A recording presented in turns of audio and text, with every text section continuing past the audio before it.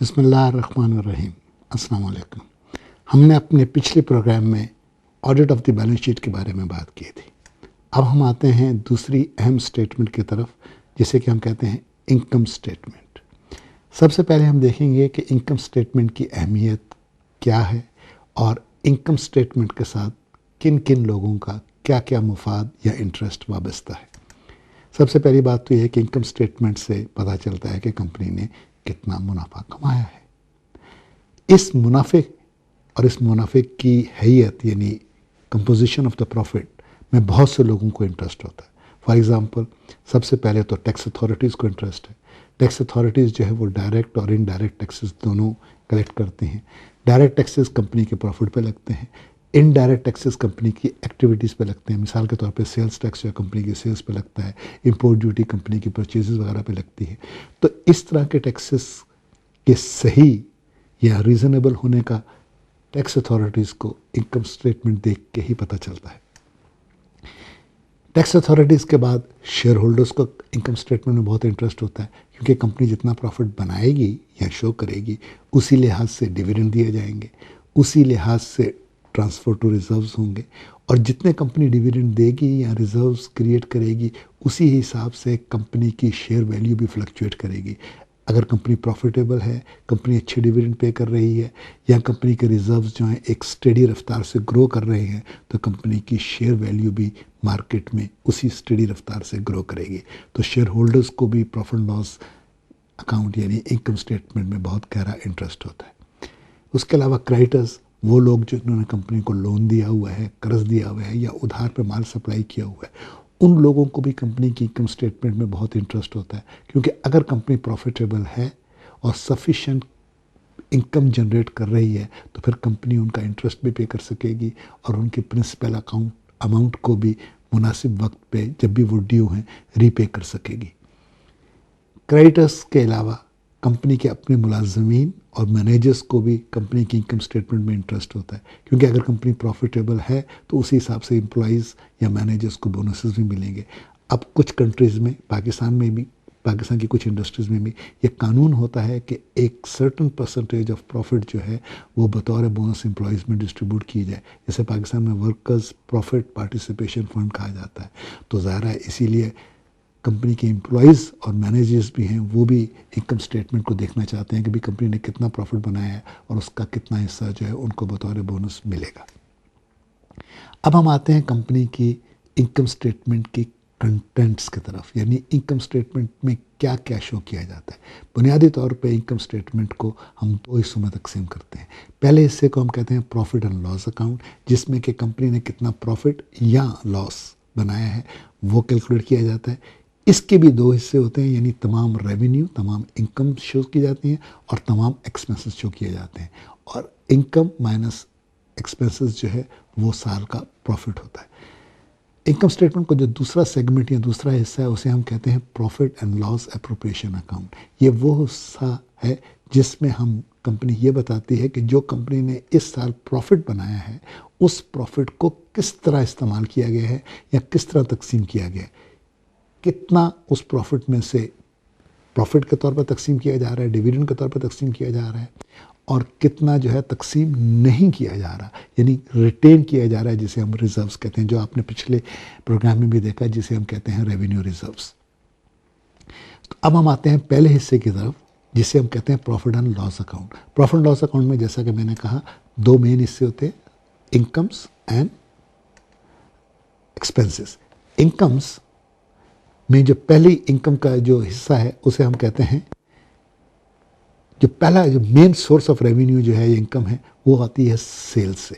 Sales की auditing के बारे में हम अपने पिछले प्रोग्राम में ट्रेडिंग एक्टिविटीज़ के अंडर कवर कर चुके हैं, लेकिन यहाँ पे मैं एक बात का जिक्र करना चाहूँगा कि ऑडिटर जब इनकम स्टेटमेंट यानी प्रॉफिट लॉस अकाउंट को ऑडिट करने जाए तो सेल्स की ऑडिटिंग तो उसने ट्रेडिंग एक्टिविटीज़ के तहत कर ली होगी, लेकिन एक ख़ास बात का जो ख्याल रखे वो ये है कि जो सेल्स साल के आखिरी चंद दिनों में हुई हैं, जो इनवॉइस कर दी गई हैं लेकिन अब तक डिलीवर नहीं हुई हैं, उन पर ख़ास नज़र रखी जाए। अगर वो इनवॉइस कर दी गई हैं इसका मतलब है वो सेल्स में शामिल कर दी गई हैं, लेकिन अगर वो डिलीवर नहीं हुई हैं तो हो सकता है कि उनको क्लोजिंग स्टॉक में भी इंक्लूड कर दिया गया हो।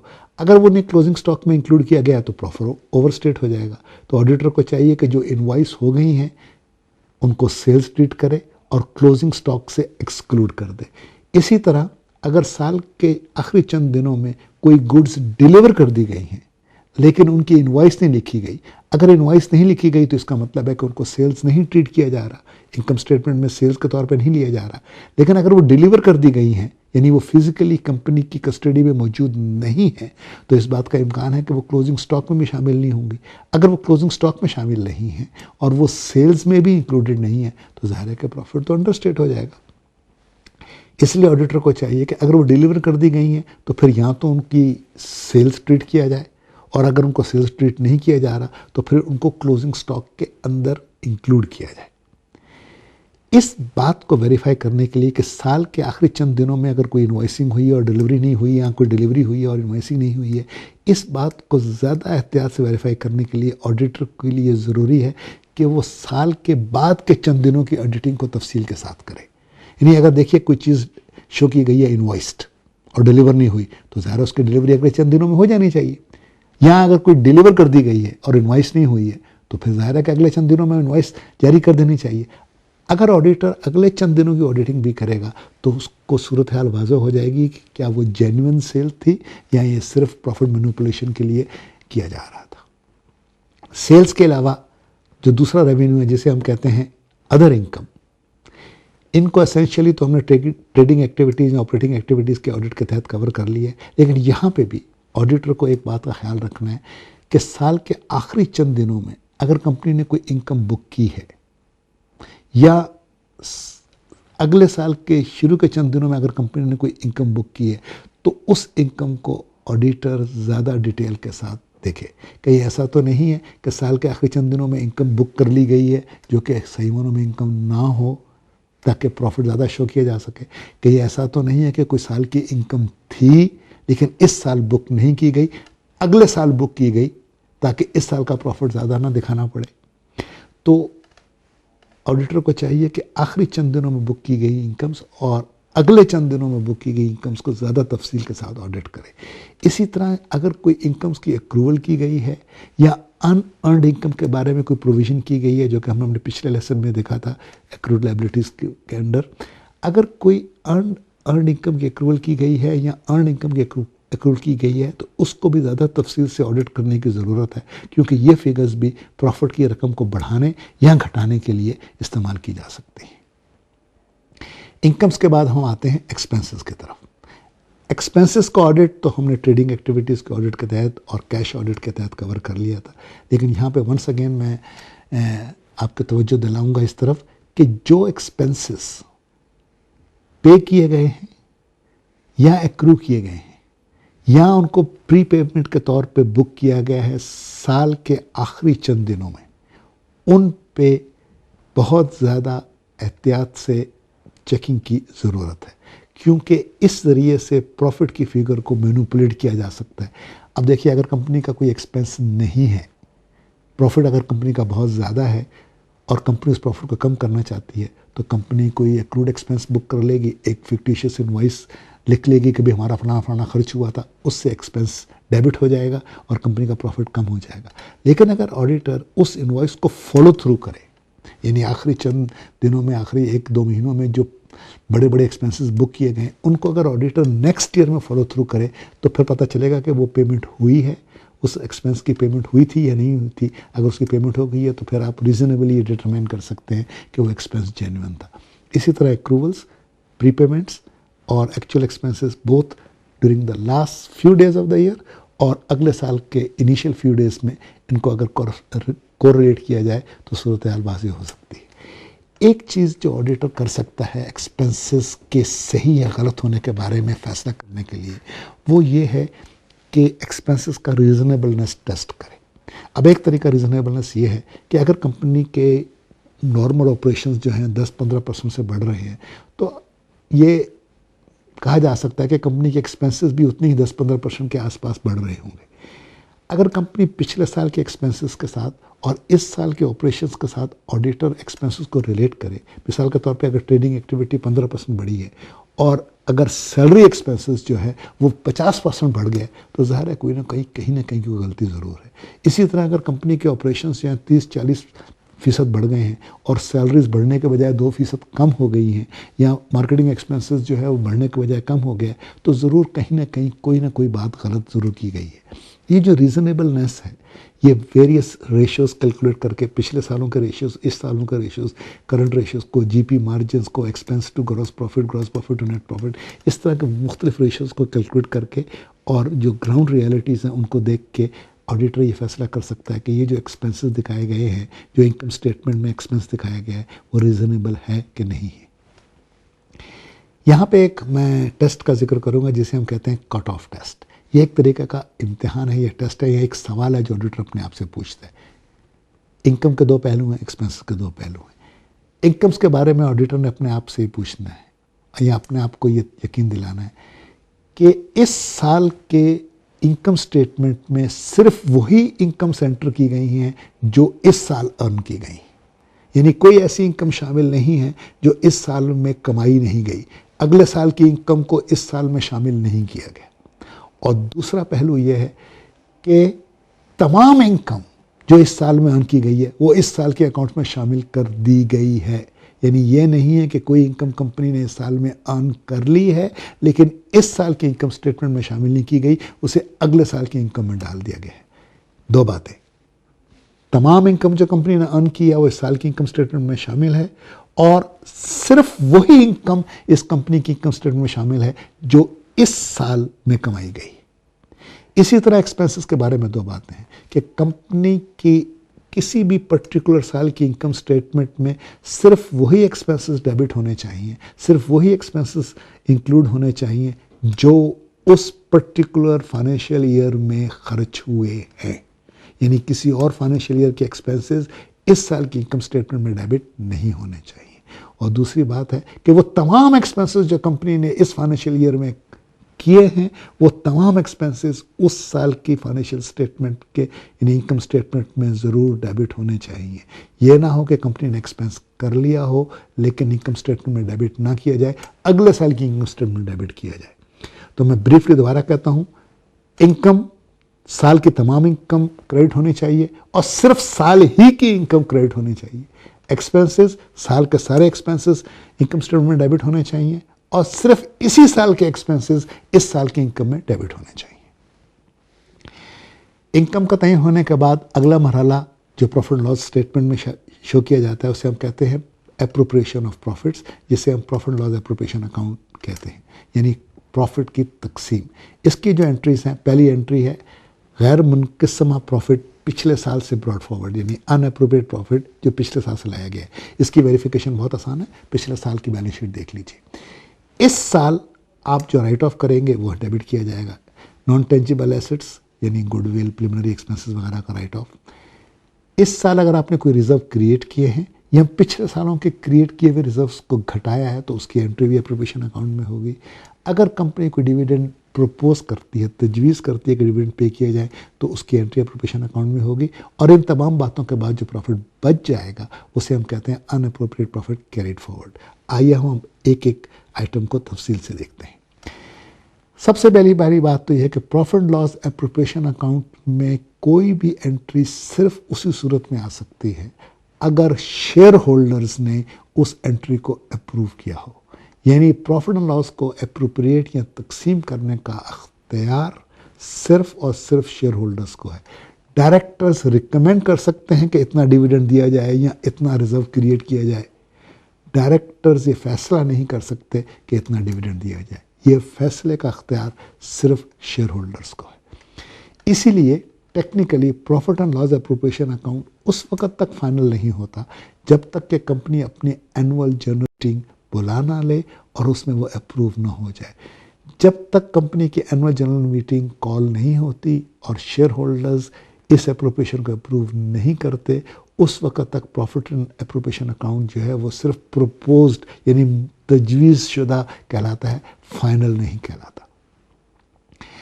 सबसे पहली अप्रोप्रिएशन जो की जाती है उसे हम कहते हैं राइट ऑफ इंटेंजिबल एक्सपेंसेस। हमने आपको पिछले एसेट्स के लेक्चर में बताया था कि इंटेंजिबल एसेट्स वो होती हैं जो फिजिकली एग्जिस्ट नहीं करती लेकिन जिसका फ़ायदा कंपनी काफ़ी अर्से तक उठाती है, मिसाल के तौर पर प्रिलिमिनरी एक्सपेंसेस या गुडविल वगैरह।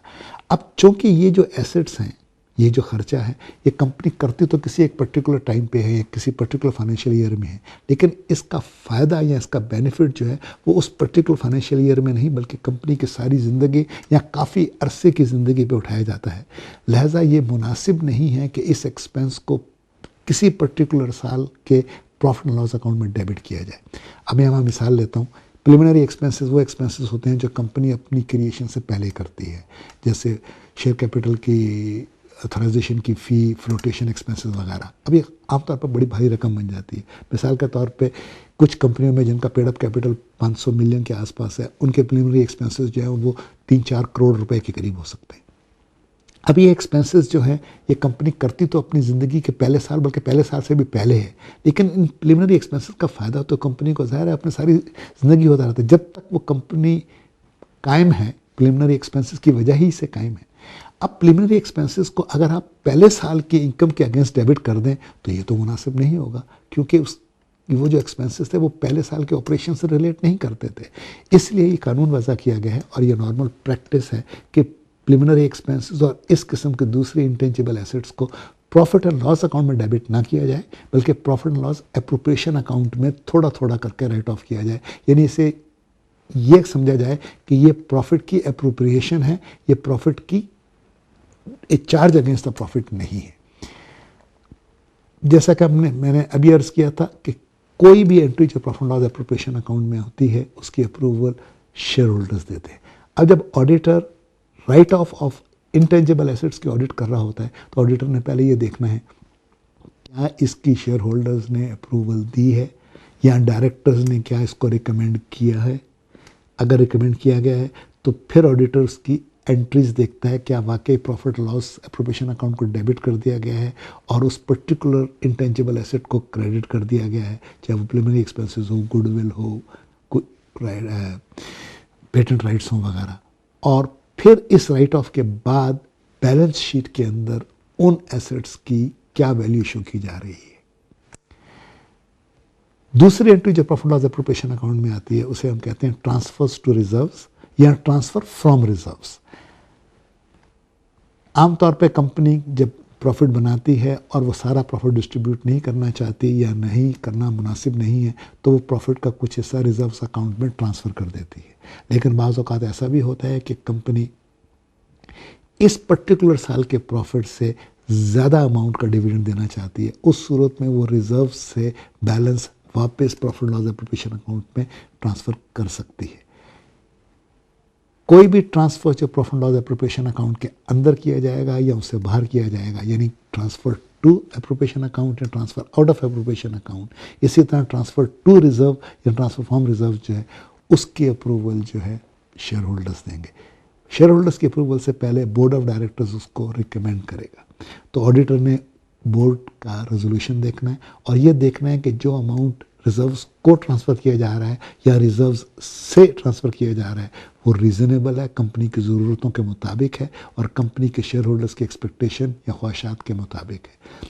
इस सूरत में इस मामले के साथ कुछ लीगल रिक्वायरमेंट्स भी हैं। फॉर एग्ज़ाम्पल लॉ जो है वो कहता है कि सर्टन रिजर्व क्रिएट करने हैं। लॉ ये कहता है कि आप प्रॉफिट इस सूरत में दे सकते हैं, उस सूरत में नहीं दे सकते। तो जो भी लीगल रिक्वायरमेंट्स हैं ट्रांसफ़र से, ऑडिटर को चाहिए कि उन लीगल रिक्वायरमेंट्स के बारे में इल्म हासिल करे और ये देखे कि कंपनी ने उन लीगल रिक्वायरमेंट्स से कंप्लाई किया है। जो भी ट्रांसफ़र इन किया गया है या ट्रांसफ़र आउट किया गया है उसकी एंट्री दोनों जगह होनी चाहिए। अगर transfer out of profit loss appropriation account into reserves किया गया है तो उसकी एंट्री डेबिट अप्रोप्रिएशन अकाउंट होगी, क्रेडिट रिजर्व होगी, ऑडिटर वो वेरीफाई करे।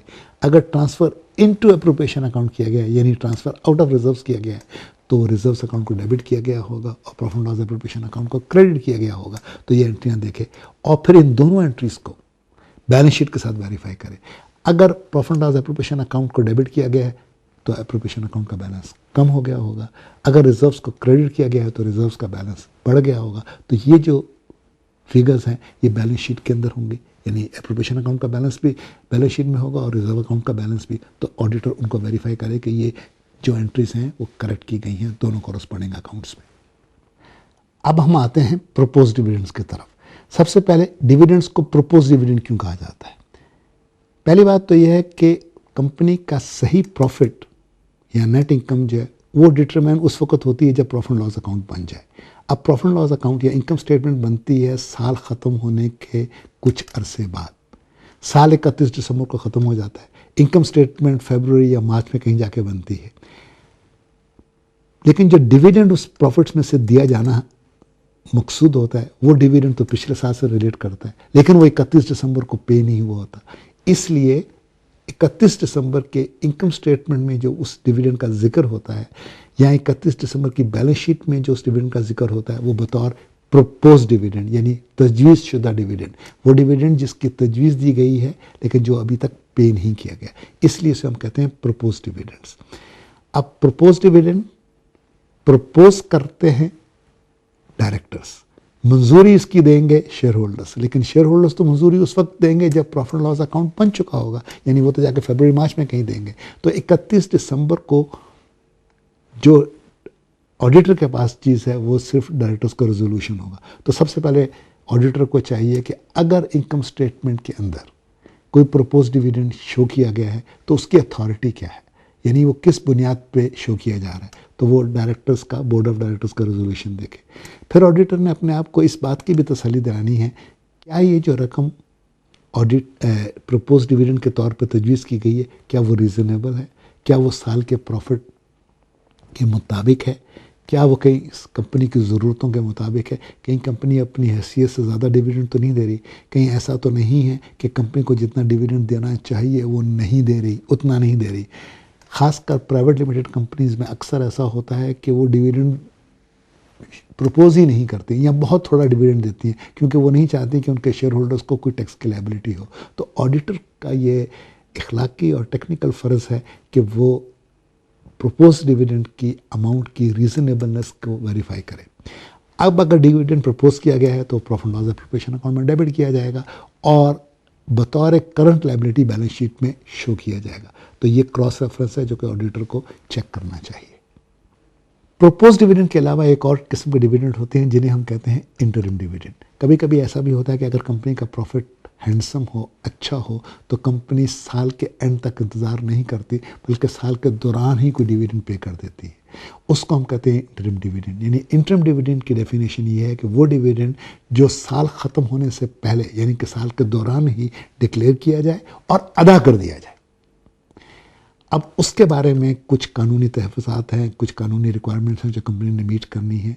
तो ऑडिटर को चाहिए सबसे पहले कि इंटरिम डिविडेंड की अथॉरिटी चेक करे। अब इंटरिम डिविडेंड सिर्फ डायरेक्टर्स नहीं मंजूर कर सकते बल्कि शेयर होल्डर्स ने मंजूर करना है। तो अगर साल के दौरान डिविडेंड दिया गया है तो डायरेक्टर्स का रेजोल्यूशन और शेयर होल्डर्स का रेजोल्यूशन देखा जाए। फिर ये भी देखना है कि क्या कंपनी ने वाकई ही साल के दौरान जब डिविडेंड पे किया गया तो उस वक्त तक कितना प्रॉफिट बना लिया था या कंपनी के एक्यूमुलेटेड रिजर्व्स इतने हैं कि वो डिविडेंड दिया जा सके।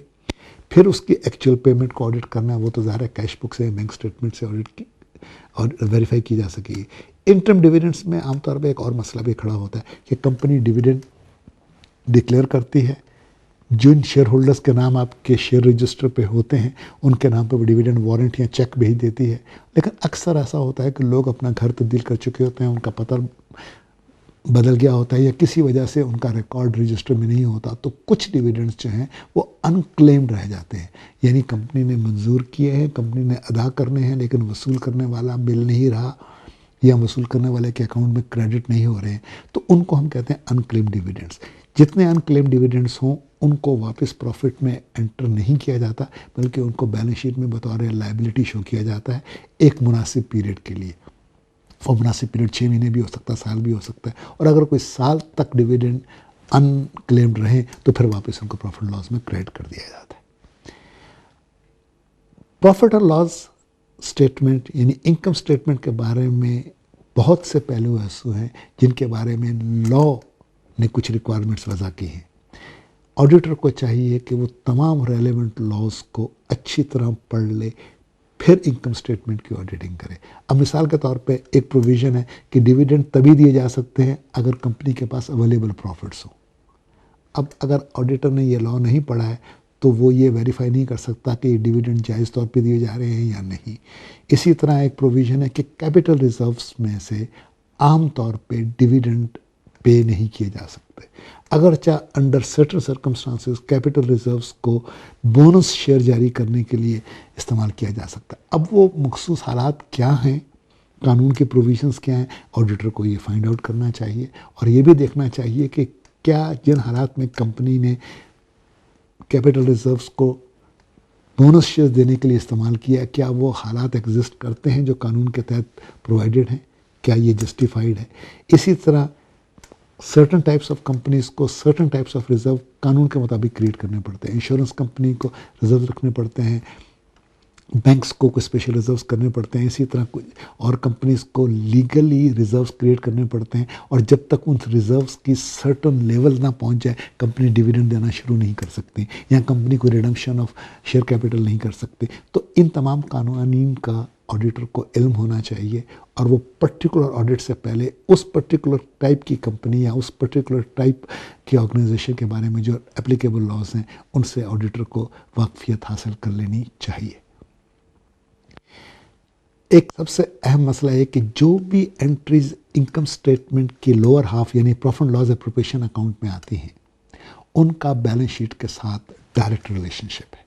मिसाल के तौर पे profit and loss appropriation account का जो ओपनिंग बैलेंस है वो पिछले साल की बैलेंस शीट से आता है।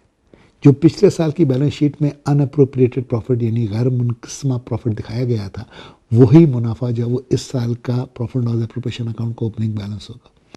इसी तरह जो भी रिजर्व्स क्रिएट किए गए हैं वो profit and loss appropriation account में डेबिट होते हैं और रिजर्व्स को क्रेडिट होते हैं।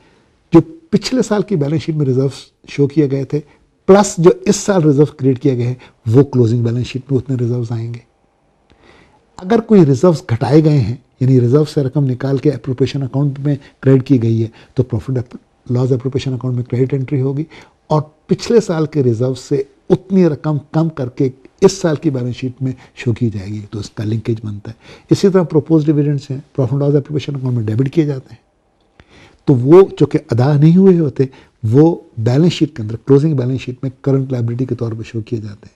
इसी तरह प्रॉफिट लॉस एप्रोप्रिएशन अकाउंट का जो क्लोजिंग बैलेंस है यानी तमाम एप्रोप्रिएशन करने के बाद जो प्रॉफिट बच गया है जो अभी तक एप्रोप्रिएट नहीं हुआ है वो क्लोजिंग बैलेंस शीट में इक्विटी के अंडर अनअप्रोप्रिएट प्रॉफिट के तौर पे शो किया जाता है। तो इनकम स्टेटमेंट और बैलेंस शीट का आपस में गहरा संबंध है और इनकी फिगर्स को एक दूसरे के साथ कनेक्ट करके वेरीफाई किया जा सकता है। तो आज के लेक्चर में हमने इनकम स्टेटमेंट के बारे में बात की है। इनकम स्टेटमेंट की अहमियत, उसके कंटेंट्स और इसकी एंट्रीज जहाँ दूसरी स्टेटमेंट्स के साथ रिलेट करती हैं उनके बारे में बात की। इनकम स्टेटमेंट में जो अहम पहलू है कि तकरीबन हर कंपनी की इनकम स्टेटमेंट जो है वो लॉ उसको डिक्टेट करता है। कंपनीज एक्ट हो, अगर वो बैंक है तो बैंकिंग एक्ट है, अगर इंश्योरेंस है तो इंश्योरेंस कंपनीज एक्ट है। तो मुख्तलिफ कवानीन जो है इनकम स्टेटमेंट को गवर्न करते हैं, तो उनके बारे में हमने बात की है। आई होप आपने इस लेक्चर से कुछ सीखा होगा, आपको ये लेक्चर पसंद आया होगा। अगले हफ्ते तक के लिए हमें इजाज़त दीजिए। खुदा हाफिज़।